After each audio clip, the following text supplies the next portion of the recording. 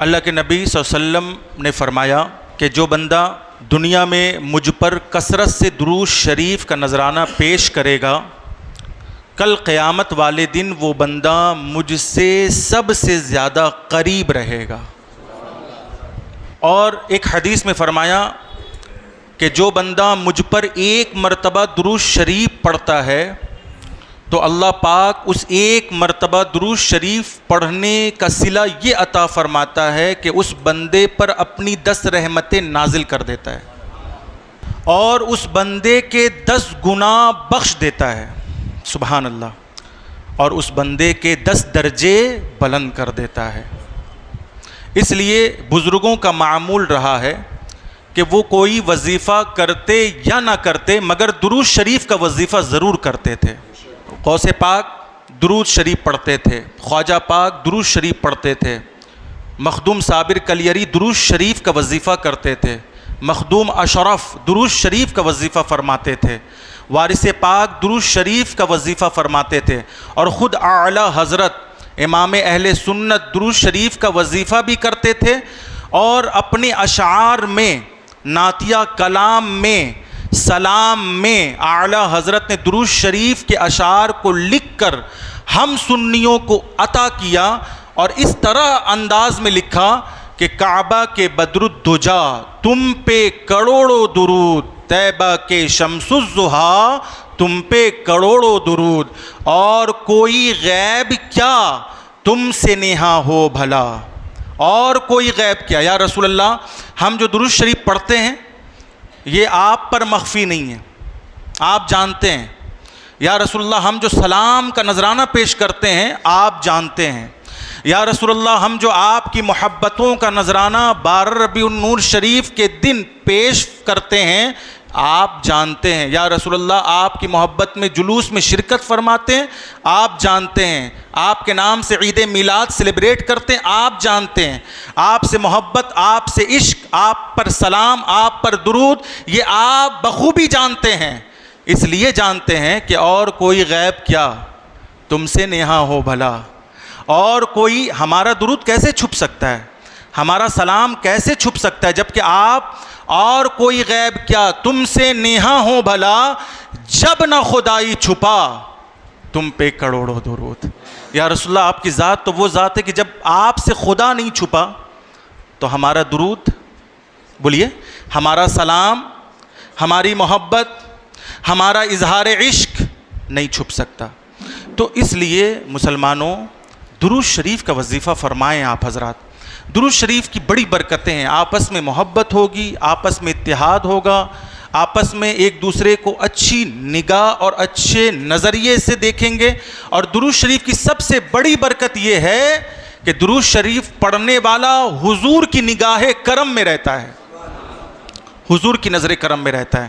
اس لیے درود شریف پڑھ کیجیے۔ ضروری نہیں ہے کہ اگر ہم درود شریف پڑھوائیں تبھی پڑھیں، بلکہ آپ از خود درود شریف کا ورد کریں۔ آپ کو پتہ ہے روح نور نظر مولا امام حسین علی جدہ وعلیہ السلام، مولا حسین کے شہزادے مولا امام زین العابدین سید سجاد، جو کربلا میں واحد حسینی خاندان کا چشم و چراغ بچا تھا، اور انہی سے تمام حسینی سادات کا قافلہ چلا ہے نا، ان کی نسلیں چلی ہیں۔ تو جب مولا امام زین العابدین سے کسی نے پوچھا کہ امام زین العابدین، عاشق کون ہوتا ہے، رسول اللہ صلی اللہ علیہ وسلم سے محبت کرنے والا کون ہے، حضور پاک صلی اللہ علیہ وسلم سے عشق کرنے والا کون ہے، اور اصل میں اہل سنت والجماعت میں کون لوگ ہیں، اور سنی کون ہوتا ہے، تو آپ نے برجستہ فرمایا کہ جو میرے نانا نبی پر درود شریف پڑھے گا وہی اصل میں عاشق رسول ہے، وہی سنی ہیں۔ تو اس لیے درود شریف پڑھیں۔ درود شریف کی برکتیں سنیں، 3 برکتیں ہیں دنیاوی جو برکتیں ہیں درود شریف کی، کتنی ہیں؟ 3 برکتیں۔ پہلی برکت، چہرے پہ نور ہوگا۔ درود شریف پڑھنے سے چہرے پہ نور ہوگا، نور، چہرے پہ کیا ہوگا بولیے؟ نور ہوگا۔ اور دوسری برکتیں یہ ہیں کہ درود شریف پڑھنے والے کے دل میں سرور ہوگا۔ سرور کا مطلب خوشیاں ہوں گی، خوشیاں ہوں گی، بے چین نہیں رہے گا، اضطرابی کیفیت میں نہیں رہے گا، ڈپریشن میں نہیں رہے گا, اسٹریس میں نہیں رہے گا, انزائٹی میں نہیں رہے گا, بلکہ اسے ایک خوشی محسوس ہوگی.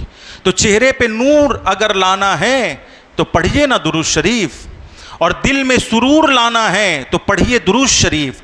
اور تیسری برکت یہ درود شریف کی کہ جب بندہ درود شریف پڑھتا ہے نا تو اللہ اسے ہر غم, ہر مصیبت اور ہر پریشانی اور ہر طرح کی بیماری سے دور کر دیتا ہے, اور رحمت کے قریب کر دیتا ہے, نعمت کے قریب کر دیتا ہے. درود شریف پڑھنے والا انسان منافق نہیں رہ سکتا. درود شریف پڑھنے والا انسان کسی سے دشمنی نہیں رکھ سکتا. درود شریف پڑھنے والے انسان کے دل میں کسی کے لیے کینہ, عداوت, بغاوت, بغض, بدگمانی نہیں ہو سکتی, کیونکہ درود شریف پڑھنے والا اس مقام کو پا لیتا ہے جس مقام کو درود شریف پڑھنے والا نہیں پا سکتا ہے. اس لیے آئیے ہم سب مل کر آج سے یہ عہد کریں, 1500 سالہ جشن عید میلاد النبی صلی اللہ علیہ وسلم کا یہ حسین موقع ہے اور یہ مہینہ ہے, سرکار کی آمد کا 1500 سالہ ہے. اس لیے ہم لوگ آج کے بعد سے یہ عہد کر لیں کہ کوئی وظیفہ کرے نہ کرے مگر درود شریف ہمیشہ پڑھیں گے. پڑھیں گے کہ نہیں پڑھیں گے؟ ہاں. اچھا, کچھ لوگ کہتے ہیں کہ درود شریف میں سب سے بہترین درود کون سا ہے؟ کچھ لوگوں کا سوال ہے کہ درود شریف میں سب سے بہترین درود, سب سے افضل درود کون سا ہے؟ تو اس کا جواب یہ ہے کہ درود شریف میں سب سے بہترین اور افضل درود درود ابراہیمی ہے. درود ابراہیمی وہ درود ابراہیمی جو نماز میں پڑھا جاتا ہے نا, نماز کے اندر پڑھتے ہیں نا, اللہم صلی علی محمد وعلی آل محمد, ہے نا, کما صلیت علی ابراہیم وعلی آل ابراہیم انک حمید مجید. اللہم بارک علی محمد وعلی آل محمد کما بارکت علی ابراہیم وعلی آل ابراہیم انک حمید مجید. اس کو اس طرح سے بھی پڑھ سکتے ہیں, اللہم صلی علی سیدنا محمد وعلی آل سیدنا محمد کما صلیت علی سیدنا ابراہیم وعلی آل سیدنا ابراہیم انک حمید مجید. اللہم بارک علی سیدنا محمد وعلی آل سیدنا محمد کما بارکت علی سیدنا ابراہیم وعلی آل سیدنا ابراہیم انک حمید مجید. کیونکہ ہم سب کے سردار ہیں, ہم سب کے آقا ہیں, ہم سب کے ماوا ہیں, ملجا ہیں, داتا ہیں, اور ہم بے سہاروں کے سہارا ہے مصطفیٰ جان رحمت صلی اللہ علیہ وسلم. وہ ہمارے سردار ہیں, ہے نا. تو سردار ہیں تو اس لیے سیدنا محمد پڑھیں کہ اللہ ہمارے سردار محمد صلی اللہ علیہ وسلم اور ہمارے سردار محمد صلی اللہ علیہ وسلم کی آل پاک پر رحمت نازل فرما. کیا؟ رحمت نازل فرما. اور ہمارے سردار ابراہیم, جیسا کہ تو نے ہمارے سردار ابراہیم علیہ السلام اور ہمارے سردار ابراہیم علیہ السلام کے آل و اولاد پر رحمت نازل کیا تھا. میرے آقا کی محبت کا فیضان تو ملاحظہ فرمائیں. میرے آقا کی محبت کا فیضان یہ ہے کہ درود ان پر پڑھتا ہوں اور ثواب ہمیں ملتا ہے. سبحان اللہ. یہ آقا کی محبت کا فیضان ہے کہ درود پڑھیں ان پر اور ثواب ملے. توجہ ہے نا, ثواب ہمیں ملتا ہے اور درود ان پر پڑھتے ہیں. حالانکہ ہونا تو یہ چاہیے تھا کہ درود اگر ان پر پڑھ رہے ہیں تو ثواب انہی کو ملنا چاہیے. درود اگر ان پر پڑھ رہے ہیں تو ثواب بولیے سب مل کر انہی کو ملنا چاہیے. جیسے ہم کسی کے لیے قرآن خوانی پڑھتے ہیں, قرآن کی تلاوت کرتے, کسی مرحوم کے لیے اگر قرآن کی تلاوت کرتے تو ثواب ان کو بھی ملتا ہے, ہمیں بھی ملتا ہے, انہیں بھی ملتا ہے نا. لیکن یہ آقا کی محبت کا فیضان ہی عجیب ہے کہ امتی درود پڑھے حضور پر, عاشق درود پڑھے حضور پر, غلام درود پڑھے حضور پر اور ثواب ملے غلام کو. اس لیے تو جب بھی بات درود شریف کی آئے تو اس قدر جھوم جھوم کر درود شریف کا نذرانہ پیش کرے کہ ایسا معلوم ہو کہ واقعی یہ سنی ہیں اور واقعی یہ عاشق رسول ہیں اور واقعی یہ غلام مصطفیٰ ہیں. اور یاد رکھیں کہ امام ہر کوئی نہیں ہوتا. امام ہم ہر کسی کو تسلیم، جب ہم امام کعبہ کو امام تسلیم نہیں کرتے. سنی تو اتنا کٹر ہوتا ہے نا، سنی اتنا کٹر عاشق ہوتا ہے، سنی اتنا کٹر مصطفیٰ کا غلام ہوتا ہے کہ جب یہ سنی امام کعبہ کو امام تسلیم نہیں کرتا تو امام عیدین کو امام کیسے تسلیم کرے گا؟ بھائی بہت افسوس کے ساتھ، بہت ہی افسوس کے ساتھ یہ کہنا پڑ رہا ہے کہ ہمارے کولکاتہ جیسے شہر میں 1500 سالہ جشن ولادت کے موقع پر ہر طرف جلوس محمدی کی دھوم تھی، دھوم. ہر طرف جشن عید میلاد النبی صلی اللہ علیہ وسلم کا انعقاد تھا اور غلاموں کا ہجوم تھا. عاشقان رسول صلی اللہ علیہ وسلم کا ایک جم غفیر تھا. ہر گلی سے دیکھا جائے تو جلوس محمدی نکل رہا ہے. مگر ایسے موقع میں بھی کچھ لوگ حضور پاک صلی اللہ علیہ وسلم کی شان میں گستاخیاں کرنے سے باز نہیں آتے. کچھ لوگ جلوس کو نشانہ بناتے ہیں، کچھ لوگ جشن عید میلاد النبی کو نشانہ بناتے ہیں. کچھ لوگ یہ کہہ رہے ہیں، یہ کلکتہ کا ایک مولوی ہے، سنیں، اس نے برجستہ کہا کہ جلوس گمراہیت ہے، یہ جلوس بدعت ہے اور جلوس میں شرکت کرنے والے گمراہ ہے.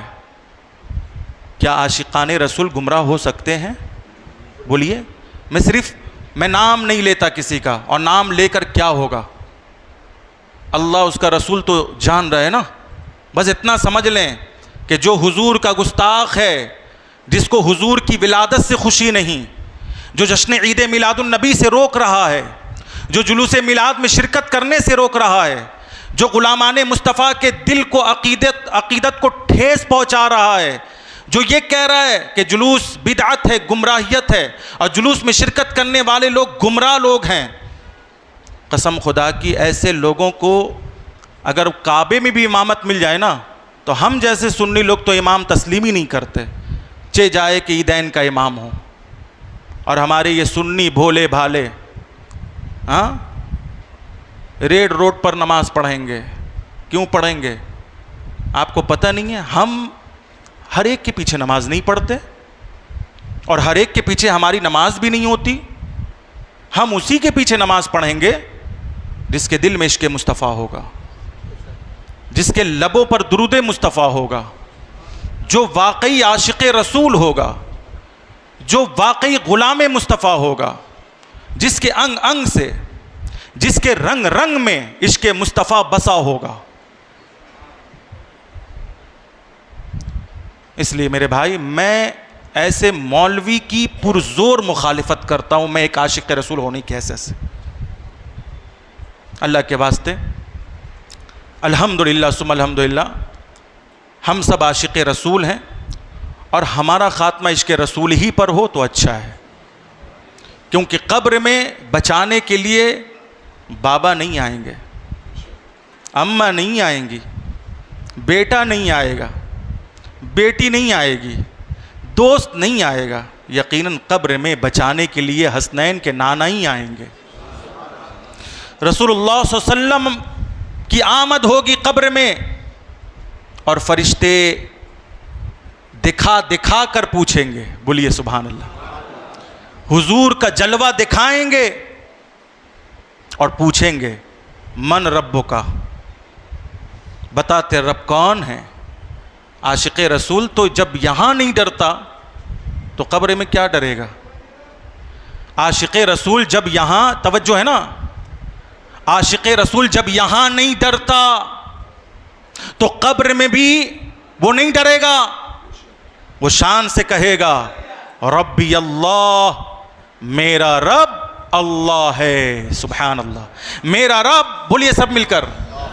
آج کچھ لوگ کہتے ہیں کہ یہ سنی شرک کرتے ہیں، شرک، لیکن حقیقت یہ ہے کہ سنی ہی شرک کا توڑ لاتے ہیں اور شرک کا توڑ اس طور پر لاتے ہیں کہ سنی ہر گھر میں میلاد سجاتے ہیں، ہر محلے میں میلاد سجا کر اور اپنے علاقے کی مسجد میں میلاد سجا کر پوری دنیا والوں کو یہ پیغام دیتے کہ او لوگوں، جس کا میلاد ہو رہا ہے وہ خدا نہیں ہو سکتا، اور جو خدا ہے اس کا میلاد ہی نہیں ہو سکتا۔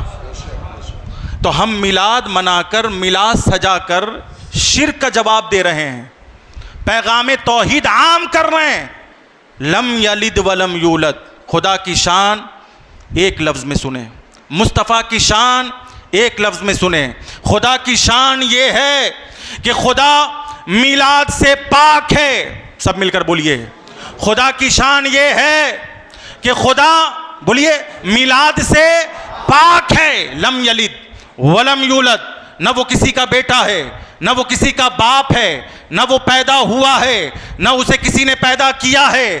وہ مولود سے پاک، وہ میلاد سے پاک، وہ ولادت سے پاک، وہ پیدائش سے پاک، اس کا نہ کوئی باپ ہے، اس کا نہ کوئی بیٹا ہے۔ لیکن محمد عربی کی شان یہ ہے کہ وہ ان کا میلاد ہوا ہے، ان کی پیدائش ہوئی ہے، ان کے بابا کا نام حضرت عبداللہ ہے اور ان کی ماں کا نام سیدہ آمنہ ہے، ان کا خاندان ہے۔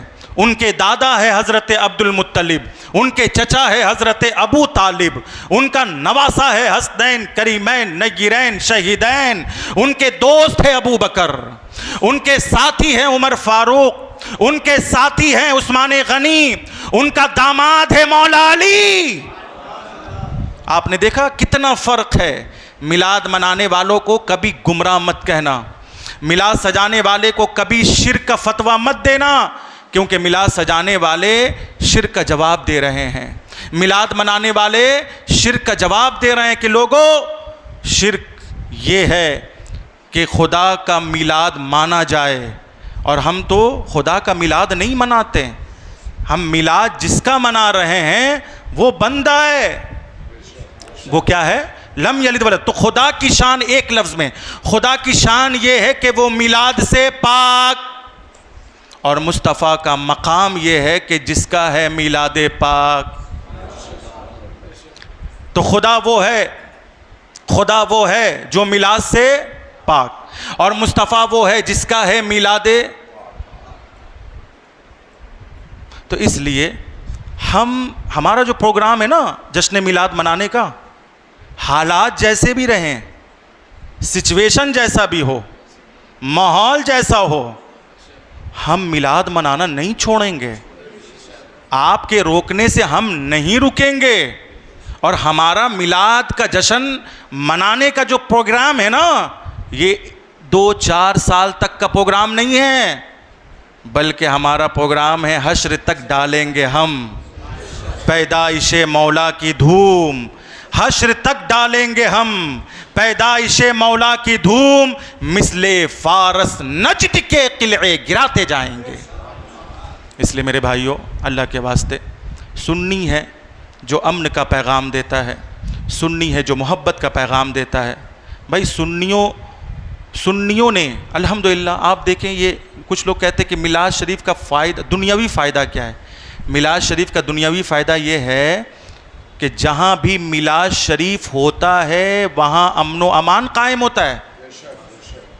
یہ میں نہیں کہہ رہا ہوں، یہ اعلیٰ حضرت کا فتویٰ نہیں ہے، یہ خود بہت بڑے محدث علامہ ابن جوزی کا فتویٰ ہے،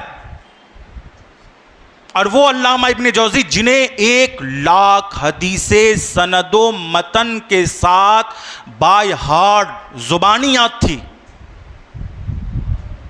بھائی زبانی، ہم لوگ مدرسے کے پڑھے لکھے لوگ ہیں، 10 سال ہم لوگ مدرسہ میں پڑھا ہے ہم نے، ہمیں 100 حدیثیں یاد نہیں ہوگی، جو بات سچ ہے وہ بتا رہا ہوں، ہمیں 100 حدیث یاد نہیں ہوگی بائی ہارٹ، لیکن وہ علامہ ابن جوزی محدث جنہیں کتنی لاکھ، بولیے 1,00,000 حدیثیں، اللہ اکبر، زبانی یاد، سند بھی یاد ہے، متن بھی یاد ہے، راوی کا نام بھی معلوم ہے، روایت کس سے لی گئی وہ بھی معلوم ہے، اس کے باوجود بھی جب کسی نے پوچھا کہ اے محدث، اے علامہ ابن جوزی، یہ جو لوگ میلاد کا جشن کرتے ہیں اور جلوس میلاد نکالتے ہیں، اس پر آپ کا کیا فتویٰ ہے؟ آپ نے کیا فتویٰ دیا پتہ ہے؟ وَمِنْ خَوَاصِهِ، میں عبارت پڑھ رہا ہوں ان کی لکھی ہوئی عبارت، وَمِنْ خَوَاصِهِ أَنَّهُ أَمَانٌ فِي ذَلِكَ الْعَامِ وَبُشْرَى عَاجِلَةٌ بِنَيْلِ الْبُغْيَةِ وَالْمَرَامِ۔ اس کا مطلب یہ ہے کہ انہوں نے جواب دیا کہ میلاد شریف کی خصوصیات اور میلاد شریف کے فائدے یہ ہیں کہ جس سال میلاد شریف کا جشن ہوتا ہے اس سال امان ہی امان ہوتا ہے۔ سبحان اللہ، جس سال میلاد شریف کا جشن ہوتا ہے اس سال امن و امان رہتا ہے۔ ایک فائدہ۔ دوسرا فائدہ کہ جس مقصد کے تحت میلاد شریف سجایا جاتا ہے اللہ اس مقصد میں کامیابی عطا فرماتا ہے۔ اب آج کل کا اگر کوئی مولوی ہوتا اور اس سے اگر میلاد کے بارے میں سوال ہو جاتا تو وہ تو کہہ دیتا کہ یہ بدعت ہے، یہ مکروہ ہے، یہ حرام ہے، یہ شرک ہے، مت کرو اسے۔ لیکن اتنے بڑے علامہ جنہیں 1,00,000 حدیثیں یاد ہے، اب میں آپ سے پوچھنا چاہتا ہوں کہ جو لوگ میلاد والی حدیث کو موضوع بتاتے ہیں، میلاد والی حدیث کو غریب اور ضعیف کہہ کر اسے ٹھکرا دیتے ہیں، کیا علامہ ابن جوزی 1,00,000 حدیث یاد ہونے کے باوجود بھی ان کی نظر میں حدیث ضعیف حدیث نہیں تھی؟ ان کی نظر میں غیر حسن صحیح جو ہے حدیث نہیں تھی، ان کی نظر میں شاذ حدیث نہیں تھی، مدلس نہیں تھی، معلل نہیں تھی؟ بے شک تھی، لیکن اس کے باوجود بھی انہوں نے میلاد شریف والی حدیث کو موضوع نہیں کہا، غریب نہیں کہا، ضعیف نہیں کہا، بلکہ میلاد کے فائدے بیان کیے۔ کیا بیان کیا؟ ہاں، میلاد کا فائدہ بیان کر دیا کہ نہیں، میلاد شریف کیجئے، کرنا چاہیے، میلاد شریف پر 1 پیسہ خرچ ہونا چاہیے لیکن ہونا چاہیے۔ کیوں؟ اس لیے کہ میلاد جہاں بھی ہوتا ہے وہاں امن و امان قائم ہوتا ہے۔ اب میں آپ سے پوچھنا چاہتا ہوں کہ آج جو ملک کا ماحول ہے، آپ غور فرمائیں، سوشل میڈیا کا زمانہ ہے، آج جو ملک کا ماحول ہے، امن و امان کا دور دور تک پتہ نہیں ہے، ہر کوئی ایک دوسرے سے ڈرا سہما ہوا ہے۔ ملک تو ملک ہے بھائی، چلیے اپنے علاقے کی بات کر لیں، آپ اپنے علاقے میں جہاں آپ رہتے ہیں نا، وہاں آپ کو ڈر سا محسوس ہوتا ہوگا، ہر وقت آپ ڈرے اور سہمے رہتے ہوں گے، پتہ نہیں کون کب کیا کہہ دے، پتہ نہیں کب کون کیا راجنیتی کھیل دے، پتہ نہیں کب کون کیا کسی کو مار دے اور کسی کو گالم گلوچ کر دے۔ تو آپ اس وقت دیکھیں کہ ملک کا ماحول اس قدر بگڑا ہوا ہے، ہر طرف بدامنی پھیلی ہوئی ہے، ہر طرف بدامنی کی فضا قائم ہے، مگر اس کے باوجود بھی اگر ملک میں تھوڑا بہت امان ہے تو یہ سنیوں کی دین ہے۔ یہ بڑی بات بتا کے جا رہے ہیں، یہ سنیوں کی دین ہے۔ اگر یہ بھی میلاد نہیں سجاتے، سڑکوں پر میلاد کا جشن نہیں مناتے، تو یہ امن باقی نہیں رہتا۔ یہ میلاد کا صدقہ ہے جو تھوڑا بہت امن باقی ہے۔ اس لیے مسلمانوں، امن بہت بڑی چیز ہے، بہت بڑی نعمت ہے۔ آپ نمک روٹی کھائیے، لیکن اگر سکون کے ساتھ ہیں تو یہ نمک روٹی بھی آپ کے لیے مرغ مسلم سے کم نہیں ہے۔ ہر بندے کو سکون چاہیے، چاہیے کہ نہیں؟ ہر بندے کو امن چاہیے، ہر بندہ یہ چاہتا ہے کہ اس کے گھر میں امن و امان بنا رہے، ہر بندہ یہ چاہتا ہے کہ اس کے علاقے میں امن و امان بولیے بنا رہے۔ تو اگر آپ نمک روٹی بھی کھائیں گے نا اور کم پیسہ بھی کمائیں گے نا، اسی میں آپ کو سکون ملے گا۔ امن میں سکون ہے، جنگ میں سکون بولیے نہیں ہے۔ اور حضور پاک صلی اللہ علیہ وسلم کی ایک حدیث ہے کہ یہ امن کا زمانہ ہے تو بہت ہی اچھے سے اس امن کے زمانے کا استقبال کریں آپ، ورنہ جنگ کا جب زمانہ آئے گا نا تو کوئی کسی کا پرسان حال نہیں ہوگا، کسی کو کسی سے ملنے کا موقع نہیں ملے گا، سب ایک دوسرے میں پڑے ہوں گے۔ یہاں تک کہ جنگ کے زمانے میں نماز پڑھنے نہیں دی جائے گی، اور آپ چاہیں گے کہ لاؤ نماز پڑھ لے، پھر بھی آپ کو نماز کی توفیق نہیں ملے گی۔ جنگ کے زمانے میں اگر آپ مسجد آنا چاہیں گے تو مسجد میں جو ہے تالا لگا دیا جائے گا، آپ مسجد سے محروم ہو جائیں گے۔ اس لیے امن کے زمانے کو آپ اس کی قدر کریں آپ، اور کوشش کریں کہ زیادہ سے زیادہ آپ کی ذات سے امن و امان اور محبتوں کا پیغام عام ہو، پیغام توحید، پیغام محبت زیادہ سے زیادہ عام کریں، ایک دوسرے میں محبت بانٹیں، ایک دوسرے کو امن کا لیسن دے، سبق دے، اور امن و امان تبھی قائم ہوگا جب میرے آقا سے محبت ہوگی، جب حضور راضی ہوں گے، جب حضور کا میلاد ہوگا، جب حضور کے نام پر ذکر کی محفل سجے گی، جب ذکر مصطفیٰ ہوگا، جب درود مصطفیٰ پڑھا جائے گا، جب سلام مصطفیٰ پڑھا جائے گا، تب امن و امان قائم رہے گا۔ تو دنیا میں امن و امان قائم رکھنے کے لیے ایک ہی ہستی ہے، جس ہستی کا نام محمد عربی ہے۔ اگر محمد، اسی لیے علامہ اقبال نے فرمایا کہ محمد سے وفا تو نے تو ہم تیرے ہیں، کی محمد سے وفا تو نے تو ہم تیرے ہیں، یہ جہاں چیز ہے کیا لوح و قلم تیرے ہے۔ اللہ ہم سب کی حفاظت فرمائے، صدق دل سے پڑھے استغفر اللہ ربی من کل ذنب۔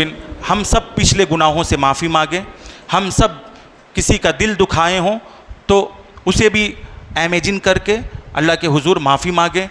ہم سب مل کر آج اپنے پچھلے گناہوں کی معافی مانگتے اور پڑھتے ہیں استغفر اللہ استغفر اللہ استغفر اللہ ربی من کل ذنب اذنبتہ واتوب الیہ لا الہ الا اللہ محمد الرسول اللہ صلی اللہ علیہ وآلہ